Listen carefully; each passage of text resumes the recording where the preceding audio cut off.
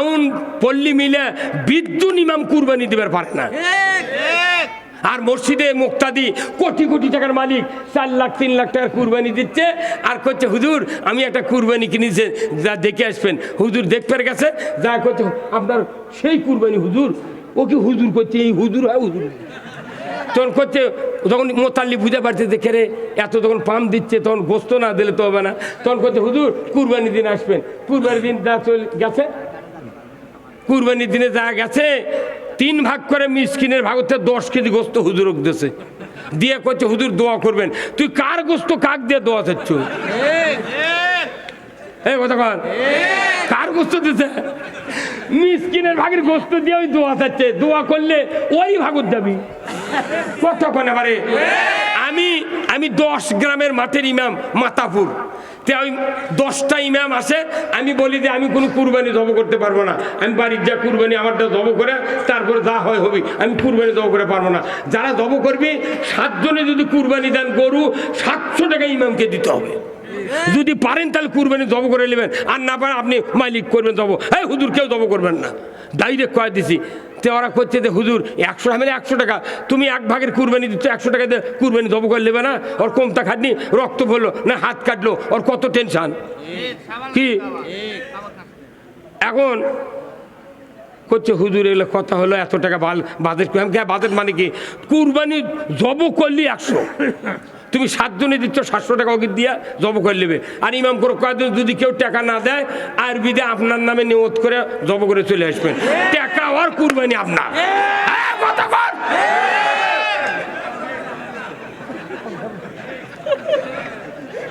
কি কথা কি?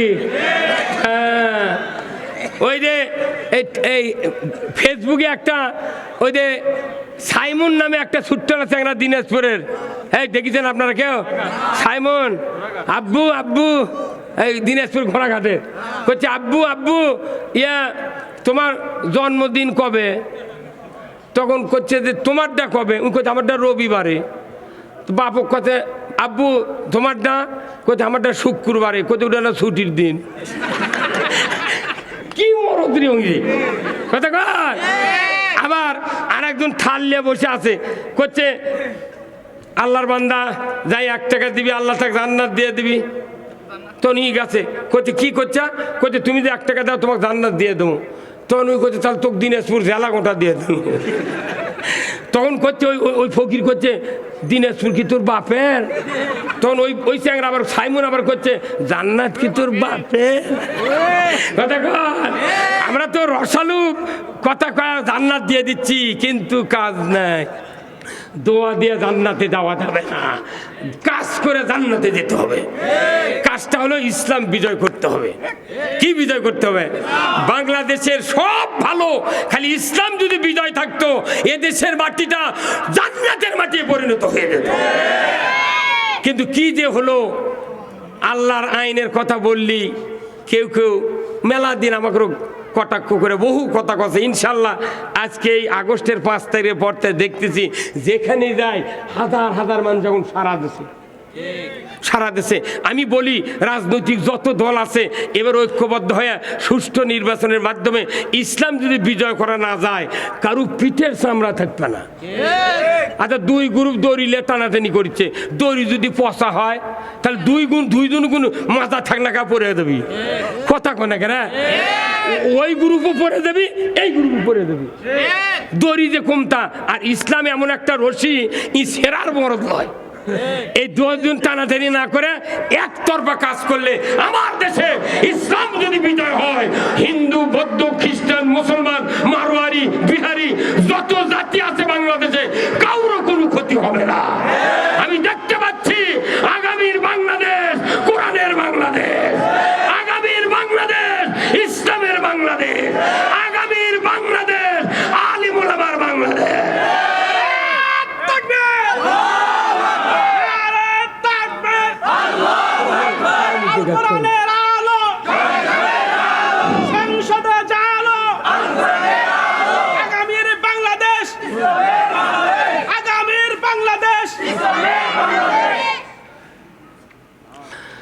আল্লাহর নবী, আচ্ছা কোন তো ওই যে ফাইসন্স কোম্পানি নেবে ওষুধের, ওই কোম্পানির রিপ্রেজেন্টেটিভ অন্য কোম্পানির ওষুধ বাজারজাত করে? কোন যে কোম্পানির রিপ্রেজেন্টেটিভ সেই কোম্পানির মাল বাজারজাত করে। কিন্তু আল্লাহর একটা কোম্পানি আছে, তার নাম হলো ইসলাম। ধরে কোন সুবহানাল্লাহ। আল্লাহর কোম্পানির নাম কি? ইসলাম। তাহলে আরএফএল কোম্পানির অনেক প্রোডাক্ট আছে। 1 নম্বর প্রোডাক্ট হলো পানি তোলার সাবমার্সিবল, আর শেষ নাম্বার প্রোডাক্ট হলো ধুলা ফালানোর বেলচা। প্রত্যেকটা বাসা বাড়ি দেখবেন প্লাস্টিকের সামান্য ডাব বেলচা দিয়ে ধুলে ধরে ফেলে দেয়। এর মধ্যে হাজার হাজার প্রোডাক্ট আছে। ঠিক ইসলামে আবার যেমন একটা কোম্পানি, এই ইসলামের আরো হাজার হাজার প্রোডাক্ট আছে। 1 নম্বর প্রোডাক্ট হলো কালেমা তৈয়ব লা ইলাহা ইল্লাল্লাহু মুহাম্মাদুর রাসূলুল্লাহ, এটা 1 নম্বর প্রোডাক্ট। শেষ নাম্বার প্রোডাক্ট হলো মিনহা খলাকনাকুম। কত কয় না কেন? মিনহা খলাকনাকুম ওয়া ফিহা নুঈদুকুম ওয়া মিনহা নুখরিজুকুম তারাতান উখরা। এরপর কোন প্রোডাক্ট আর চলে না। তাহলে এই কোম্পানির যে প্রোডাক্ট আছে, কে এই প্রোডাক্টের রিপ্রেজেন্টেটিভ? সেই কথা কোরআনে আল্লাহ বলছেন, ইয়া আইয়ুহাল্লাযিনা আমানু কুনু আনসারাল্লাহ, হে দুনিয়ার ইমানদারেরা তোমরা আল্লাহর সাহায্যকারী হয়ে যাও। আল্লাহর বাড়ির দরকার নাই, রাস্তার দরকার নাই, কোনো গোডাউন করার দরকার নাই, টিলারের দরকার নেই, হুন্ডার দরকার নেই, কিচ্ছু দরকার নাই।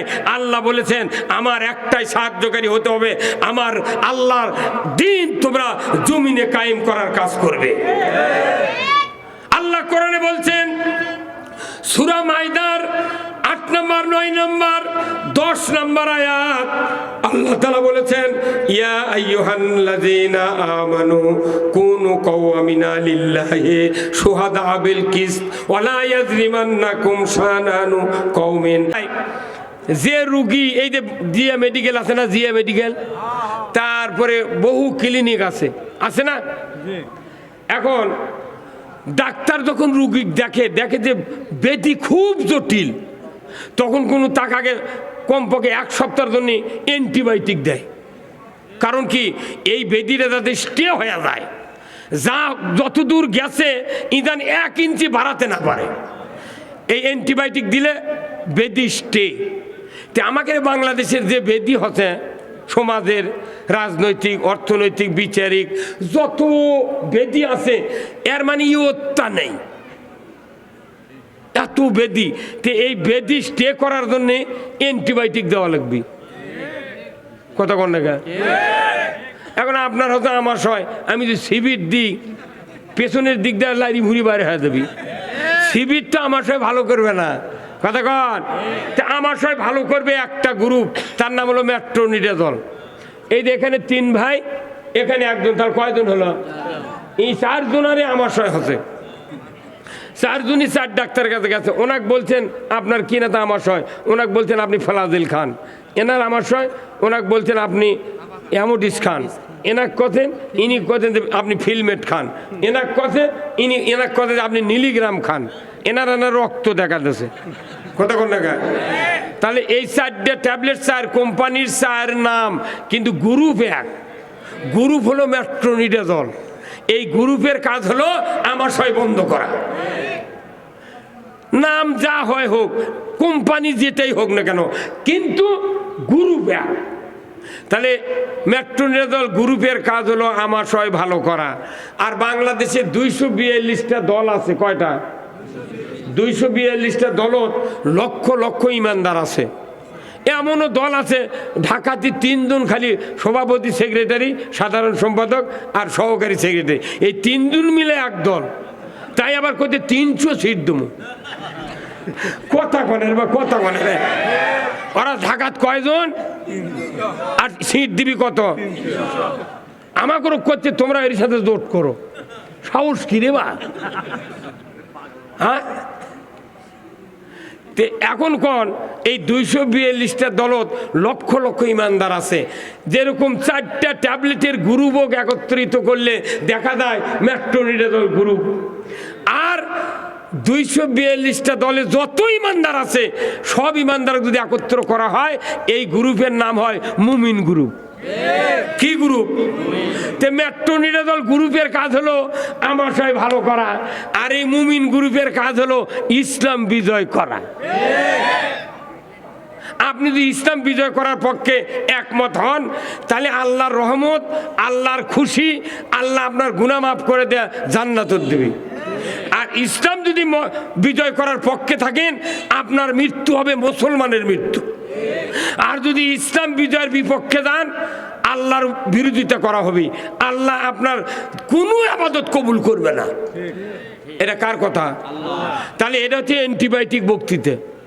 এই বক্তৃতা যদি শুক্রবারে আজ 100 বছর হলে যদি ইমামরা দিতেন, তাহলে আমাদের দেশে আরো 60 বছর আগে ইসলাম কায়েম হয়ে যেত। কিন্তু ইমামরা আমরা কি দুর্বলতা পড়ে গেছি, একটা আসল কথা কই না। ঘুঙ্গুর দিয়ে যখন মসজিদে ঢোকে, মনে হচ্ছে জিবরাইল ঢুকিচ্ছে। কি রে, আল্লাহ রসুল খেজুরের মরা গাছের সাথে হেলান দিয়া খুতবা পড়ছে। আর আমার দেশে একটা মসজিদে মিম্বর বানিয়ে দিয়েছে মোতাল্লি, 1,20,000, 95,000, 1,10,000 টাকা দাম একটা ইন্টি করি খালি কাঠ দিয়ে বানিয়ে দিয়েছে। এইভাবে বসে আছে, মনে হচ্ছে সম্রাট আকবর। কিন্তু রসুলের ধাঁচে কথা কয় না। আপনি জানেন রসুল যে মসজিদের ইমামতি করেছেন, ওই মসজিদে আজও নামাজ পড়লে 1 রাকাত 50,000 রাকাতের সওয়াব।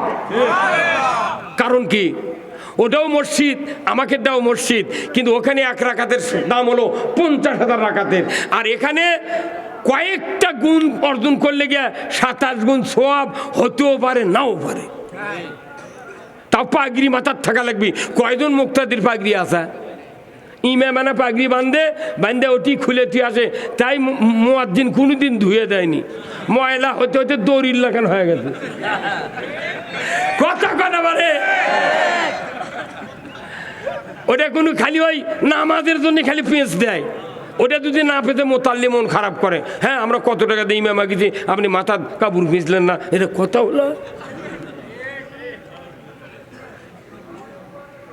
তাহলে ওখানে 50,000 রাকাতের সওয়াব 1 রাকাতের বিনিময়। আপনার এখানে দাড়ি, টুপি, জুব্বা, হাত মোজা, পাও মোজা, চোখত সুরমা, 2 কানত 2 তুলা, পাগড়ি, এরপরে মসজিদে ডান পাও দিয়ে ঢুকিয়া বাম পা পরে দিলেন, দোয়া পড়লেন, আবার জায়নামাজের দোয়া, আবার নিয়ত করলেন, তাকবীরে তাহরিমা বাঁধলেন, সানা করলেন, আউযুবিল্লাহ বিসমিল্লাহ, সূরা ফাতিহা, আবার কেরায়েত, আবার রুকু, তাসবিহ 3 বার, সেজদাত গেলেন। এইভাবে 2 রাকাত ফজরের নামাজ পড়লে 27 গুণ সওয়াব। কত পরিশ্রম! আর ওটি 1 রাকাত। রাজশাহী কৃষি উন্নয়ন ব্যাংক আছে, ওখান থেকে যদি কেউ লোন নেয় টাকা, তাহলে 7.5 থেকে 15 টাকা পর্যন্ত সুদের হার। এখানে বগুড়াতে কৃষি ব্যাংক আছে, এখানেও লোন নিলে 7.5 থেকে 15 টাকা সুদের হার। একই ব্যাংক, ওটা হেড ব্যাংক, এটা শাখা ব্যাংক, লোনের সুদের হার এক। কি তো ওটাও আল্লাহর ঘর, মসজিদে নববী, আমাকে এটা আল্লাহর ঘর, তো অত সওয়াব হয় না কে? হ্যাঁ, ওই মরদি আছে রে। না, নবীর কথা খালি নয়, রসুল যে মসজিদের ইমাম, উনি নিজের নবী রসুল, ওই মসজিদের ইমাম। উনি সেনা প্রধান, ওই মসজিদের ইমাম। উনি যোদ্ধা, উনি ওই মসজিদের ইমাম। উনি সরকার, ওই মসজিদের ইমাম। উনি আবার কোরআন দিয়া নামাজ কায়েম করছেন মসজিদের মিম্বর বসে থেকে। উনি চুরি বন্ধ করেছেন, সুদ বন্ধ করছেন, ঘুষ বন্ধ করছেন, জেনা বন্ধ করছেন, পর্দা ফরজ করছেন, দুর্নীতি, অন্যায়, লটারি, মদ, জুয়া সব বন্ধ করছেন মসজিদে নববীর থেকে। তাহলে বোঝা যায় রসুল যখন 12.5 লক্ষ বর্গ মাইল ওখানে শাসন করেছেন, বোঝা যাচ্ছে মসজিদে নববী ওটা সংসদ ভবন। মসজিদে নববী যখন সংসদ ভবন হচ্ছে, তখন ওটিতে কোরআনের আইন চালু আছে। নবী 10 বছর কোরআন দিয়া বাংলাদেশের মতো 27টা রাষ্ট্র শাসন করেছেন। সেই জন্য ওই জায়গা এত সওয়াব। আর আমাদের দেশের মসজিদে লেখে থাকে এই মসজিদে দুনিয়াবি কথা বলা নিষেধ। এই কথা যে মসজিদে লেখা আছে, আর ইমাম যদি ওটি নামাজ পড়ায়, ওই ইমামের ইমান নেই। তুই কোন সাহসের দিয়ে নামাজ পড়লু ঘুঙ্গুর দিয়ে? হ্যাঁ, কথা কর, কোন সাহসে? নবী দুনিয়া চালালো মসজিদ থেকে, আর বাংলাদেশের মসজিদে লেখা থাকে দুনিয়াবি কথা বলা নিষেধ। সাহস কিরি এক মোতাল্লি থুলো কেরা? হ্যাঁ, কথা কর। রসুলের আদলে মসজিদ হলে এখানেও আল্লাহ আপনার ইবাদত কবুল করবে। এখনো বাংলাদেশে হাজার হাজার মসজিদ আছে, সেখানে মোতাল্লির অত্যাচারে ইমাম আসল কথা এখনো কবার পারে না। কি ঠিক? একটা ইমাম আমাকে দেখান তো যে মোতাল্লিক ধরেছে একটা দিন, যে ভাই আপনি বহুদিন হলে মোতাল্লিগিরি করছেন, দোয়া কুনুতটা কোন তো আমার সামনে, কোনোদিন ইমাম ধরছে? হ্যাঁ ধরিনি, শিখবি কি? দোয়া কুনু তো 14টা ওয়া, 14 জায়গা পিনিয়ার মতো অ্যাড করা লাগবে। এই দোয়া কুনুত একটা হাফেজ একটা ইমামের মুখস্থ করতে ঘাড়ের রগ শুকিয়ে গেছে, কথা বল না? আর দোয়া কুনুত জানে না, ঢিলে লাওয়ার কায়দা কানুন জানে না, তারা এসে মোতাল্লিক চালায়। কি কথা রে? ওই রেলগাড়ির ড্রাইভারই লয়, তাকে দেশে ড্রাইভারই অ্যাক্সিডেন্ট হয়, জাতি মরে যাচ্ছে, কোনো দেখার টাইম নেই। আমার ভাইরা, মসজিদ হলো মানুষ তৈরির হলার, আর রাইস মিলের হলার হলো চাউল তৈরির হলার। চাউলের সাথে যদি ধান দেয়, চাউল যদি লাল হয়, 10 টাকার। হ্যাঁ, হলার ম্যানের না মিল আলার? হলার ম্যানের দোষে চাউল ধান থাকে আর লাল হয়, আর মসজিদে যেভাবে মানুষ ঢোকে ওইভাবে বার হয়ে যায়, কোনো পরিবর্তন হয় না। বোঝা যাবে হলার ম্যান মসজিদের ইমামের দোষ। মানে ওটা মসজিদ হলো মানুষ তৈরির হলার, আর রাইস মিলের হলার হলো চাউল তৈরির হলার। ওই হলার ঠিক করা লাগবে আগে। এগুলা বক্তৃতা করে কি করেন, এটা মুখরোচক মানুষ এসে শুনিচ্ছে, পরে ঘুরে গেলে ফজরের নামাজি অর্ধেক মানুষ পড়বে না। মসজিদে আজকে শুক্রবারে নামাজ হয়নি, এই সেন্ট্রাল মসজিদে, বড় মসজিদে, এই বগুড়া শহরে 450 মসজিদ আছে বগুড়া শহরে। 16 আনা মানুষের ভেতরে 10 আনা মানুষ খালি শুক্রবারে নামাজ পড়ে। এই যে রোজা আসছে, যেদিন জুমাতুল বেদা হবি, ফত্তালি ব্রিজের উপর যায় নামাজ পড়বি, তাহলে সারা বছরে এই 51টা জুম্মা চলে যাচ্ছে। কোনোদিন বড় মসজিদের ওই পারে মারোয়ারি পট্টিতে যায় নামাজ নেই, আর জুমাতুল বেদার দিনে ফত্তালি ব্রিজ পাওয়া গেছে, করতা পেপারের ছবি আসে। এটা কি? এই নামাজ কায়েমের ব্যাপারে মোতাল্লিকে দায়িত্ব দেওয়া হয়েছে, কেশিয়ারকে দায়িত্ব দেওয়া হয়েছে আপাতত নামাজের কথা বলার জন্য, কিন্তু মূল দায়িত্ব পালন করবে সরকার। সরকার যদি নামাজ কায়েম করে তবে বাংলাদেশে নামাজ কায়েম হবে। কোন জমিনে সরকার ছাড়া নামাজ কায়েম করা যাবে না। কার কথা? আল্লাহ। তাহলে এই নামাজ কায়েমের জন্য সরকার যে দায়ী, এই কথা ইমামরা যদি আমরা বলতে পারতাম, অনেক মানুষ বুঝে যেত। 4 দিন করলে, 5 দিন করলে, 1 মাস যদি বলা হয়, তাহলে দেখবেন মানুষ আস্তে আস্তে বুঝবার শিখবি। এটি বগুড়া থেকে কোরআন শরীফ কিনে লেদা, সেই সিংড়া নাটোর নন্দীগ্রাম মানুষ পড়ে পড়ে মুফাসসির হয়ে যাচ্ছে। আর বগুড়া আদর্শ লাইব্রেরি, বগুড়া বড় মসজিদ আলহামরা আছে, কি নিচ্ছে না, কেনার কথা নেই, পড়ার কথা নেই, খালি বক্তার ভুল ধরিচ্ছে। আমার ভাইরা, সমাজে নামাজ নাই, সুদ হারাম নাই, পর্দা ফরজ নাই, মদ হারাম নাই, জুয়া বন্ধ নাই, লটারি বন্ধ নাই, অন্যায় অপকর্ম বন্ধ নাই, আমাদের নামাজও পড়ার অভাব নাই। জানাজার নামাজ আর ঈদের নামাজ দেয়া যদি আল্লাহ বিচার করতেন কিয়ামতের ময়দানে, বাংলাদেশের একটা লোক জাহান্নামে যাইতাম না। কি জুম্মা আর ঈদের নামাজ দিয়ে বিচার হবি? পুরা জীবনের ইতিহাস থেকে বিচার হবি।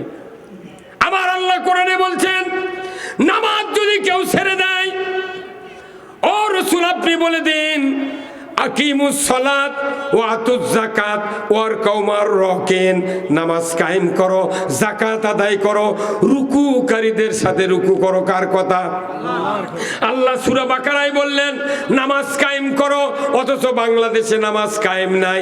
2-4 জন আছি আমরা পড়ার জন্য, নামাজ কায়েম নাই। কিন্তু আমার আল্লাহ বলেছেন, দুনিয়ার কোনো জনগোষ্ঠী, কোনো ইমাম, কোনো বক্তা, কোনো মুফাসসির, কোনো দল, কোনো কেউ নামাজ কায়েম করতে পারবে না। নামাজ কায়েম করবে একমাত্র একটা শক্তি। আল্লাহ নিজেই বলছেন সূরা হজের 41 নম্বর আয়াতে, আল্লাযীনা ইম্মাক্কান্নাহুম ফিল আরদ আকামুস সালাতা ওয়া আতাউয যাকাতা ওয়া আমারু বিল মারুফ ওয়া নাহাউ আনিল মুনকার ওয়া লিল্লাহি আকিবাতুল উমুর। জোরে কন্না মারহাবা। আমার আল্লাহ বলেছেন, ও মুসলমান, যদি তুমি কোনো ভূখণ্ডের প্রধানমন্ত্রী হও, সরকার হও, প্রেসিডেন্ট হও, ক্ষমতায় দাও, তুমি যদি ভূখণ্ডের দায়িত্বভার হাতে পাও, 4টা আইন চালু করবে। 1 নম্বর নামাজ কায়েম করবে, 2 নম্বর যাকাত আদায় করবে, 3 নম্বর ন্যায়ের আদেশ করবে, 4th নম্বর অন্যায়ের নিষেধ করবে। এই 4টি আইন যদি জমিনে কায়েম করো, এটা কোনো তোমার মনের কথা নয়, এটা আমি আল্লাহ বলছি। ওয়ালিল্লাহি আকিবাতুল উমুর, আমার পক্ষ থেকে সবচেয়ে বড় ধরনের একটা আদেশ, তোমাকে নামাজ কায়েম করতে হবে, যাকাত আদায় করতে হবে, ন্যায়ের আদেশ করতে হবে, অন্যায় বারণ করতে হবে। কার কথা? যত সরকার 54 বছরে 17টা প্রধানমন্ত্রী গেছে, কেউ কি হিন্দু আছিল? ধুতি পরা? কেউ মারোয়ারি? তোরা তো সকলে মুসলমান কয়, হজ করছি, তাহাজ্জুদ পড়ি, কোরআন পড়ি, আবার পড়লেও যায়। কোথায় মুসলমান? নামাজ যদি কায়েম সরকার করত, আমার দেশে একটা বক্তা জেলের কাঠগড়ায় দাঁড়াতে হতো না। আমরা নামাজ কায়েমের কথা সরকার দায়িত্ব দিয়েছে, আল্লাহ তাআলা সরকারকে দায়িত্ব দিয়েছেন নামাজ কায়েম করো। এই কথা যখন আমরা বলি, তখন বলে তোমরা রাজনীতি করো কে? যে ইসলামের রাজনীতি নাই, এটা প্যারালাইসিস ইসলাম, এটা হলো হিজরা ইসলাম। ইসলাম আছে, রাজনীতি নাই। তাহলে রাসূলুল্লাহ আবু জেহেলের সাথে রাজনীতি করেছেন, মুসা আলাইহিস সালাম ফেরাউনের সাথে রাজনীতি করেছেন, ইব্রাহিম আলাইহিস সালাম तमाम পৃথিবীর বাদশা নমরুদ তার সাথে রাজনীতি করেছেন। আজকে সবাই রাজনীতি মুখর, গ্রামগঞ্জে বাড়ি বাড়ি রাজনীতিবিদ এত তৈরি হয়ে গেছে মাশাআল্লাহ। বর্তমানে বাংলাদেশে রাজনীতি মানুষ বোঝার কারণে আমাদের রাজনীতির বক্তৃতা দেওয়া সহজ হয়ে গেছে। আর আমাকে কেউ কেউ উপদেশ দেয়, বড় বড় নেতা যখন, না এলা রাজনীতি বড় বড় হাই ফ্যামিলির কাম, এটা বড় বড় ধনী ধনী মানুষ তারা রাজনীতি করবি, তুমি ফকির বাচ্চা রাজনীতি করে পারবে? জেলে তুলে তোর বউ চোর কে দেখবি? এগুলো ভয় দেখায়, কতক্ষণ দেখায়। ওই উপদেশ আর মানুষ খায় না। এখন মানুষ বুঝতে পারছে খালেদার ভোটের যে দাম, একটা ফকিন্নির ভোটেরও সেই দাম। একটা ইমামের ভোটের যে দাম, একটা দপ্তরের ভোটেরও সেই দাম। এখন ভোট যার, ক্ষমতা তার। কতক্ষণ দেখা মানুষ আর ওগুলো বক্তৃতা শোনে না। এখন খালি করছে যে এখন একটাই স্লোগান, আমরা সবাই ভাই ভাই, আগামী দিনে ইসলাম চাই। এই স্লোগান দিতে পারবেন না? স্লোগান কি? আমরা সবাই ভাই ভাই, আগামী দিনে এখন ইসলাম চাই। আমি তো নামাজ চাই কইনি, কি বলেছি? ইসলাম চাই। ইসলাম না চাইলে কি ক্ষতি এনা শোনেন, অ্যান্টিবায়োটিক শোনেন। আমার ভাইরা, আল্লাহ তাআলা কোরআনুল কারিমে বলছেন, ইন্নাদ-দীনা ইনদাল্লাহিল ইসলাম, নিশ্চয় আমি আল্লাহ, আমার কাছে ইসলাম নামক জীবন ব্যবস্থা সবচেয়ে প্রিয়। বান্দা, তোমরা যদি এটা প্রিয় মনে করো, তোমরা মুসলমান হয়ে মরতে পারবে। আল্লাহর কাছে যে জীবন ব্যবস্থা পছন্দনীয়, আমাদের কাছে এটা পছন্দ আছে নাই? তাহলে বোঝেন আপনি কব্বর যা কি করবেন? ওই নামাজ গড়কে মদিনাত মাটি দিল জন কবি, ওমা দিনুকা, তোর জীবন ব্যবস্থা কি ছিল? ওটি ইসলাম বাড়াবে মুখ দেয়, ওই ইসলামও গুদো করেছে, দাদা বাপের আইন মানিচ্ছে, বাটাম ফাটাবি কব্বরের মধ্যে, আকাশমণির ডাল দেয় খালি কানুতি পিটপি। সূরা হাদীদে আছে হাতুর দিয়ে পিটপি, হাতুর দিয়ে। কোথায় মুসলমান? ইসলাম হলো জীবন ব্যবস্থা। বলুন তো ইসলাম অর্থ কি? জীবন ব্যবস্থা, শান্তি নয়। ইসলাম মানলে শান্তি, না মানলে অশান্তি। ইসলাম হলো জীবন ব্যবস্থা, code of life. Islam is the complete code of life. মানবতার জন্য ব্যক্তি, পরিবার, সমাজ, রাষ্ট্র, অফিস, আদালত, কোর্ট কাছারি, অর্থনীতি, সমাজনীতি, রাজনীতি, জীবনের সকল ক্ষেত্রে যা প্রয়োজন আল্লাহ নাজিল করেছেন, সবটাই হলো ইসলাম। আমার ভাইরা, বিদায় হজের ভাষণ